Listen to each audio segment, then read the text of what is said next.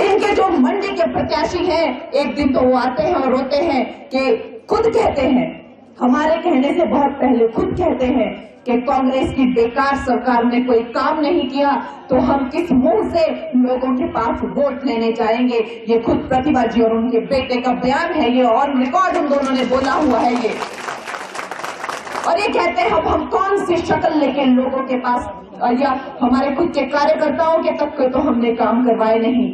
ऐसी निकम्मी और नकारी सरकार है। और फिर दोनों माँ बेटा जो हैं फिर से कांग्रेस की गोद में जाकर बैठ जाते हैं, फिर कहते हैं कि राहुल और प्रियंका एकदम बेकार हैं, मोदी जी के सामने इनकी कोई क्लास नहीं है, कोई औकात नहीं है। ये भी प्रतिभा जी ने खुद ही कहा हुआ है, हमारे कहने के बहुत पहले उन्होंने खुद कहा हुआ है। जब उनको कहा गया था कि आप क्या चुनाव लड़ेंगी कंगना के सामने, तो उन्होंने कहा था कि राहुल गांधी और प्रियंका गांधी दोनों ही बहुत ही ज्यादा जो है वो असक्षम हैं।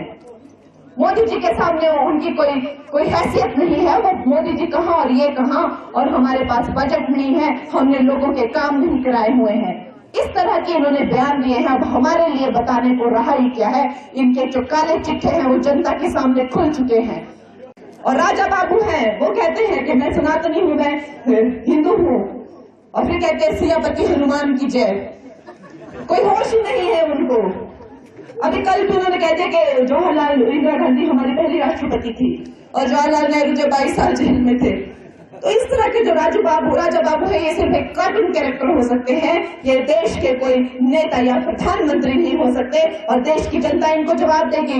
परिवारवाद की विमर्श से यहाँ तक तो पहुंच गए हैं, लेकिन इसके आगे अब जनता जनार्दन है, जनता इन्हें इनका स्थान दिखाएगी। और दोस्तों, हमारे तपस्वी, हमारे त्यागी, हमारे योगी मोदी जी को हम 4 की 4 सीटें देंगे और 90% हम वोटिंग यहाँ पे करेंगे।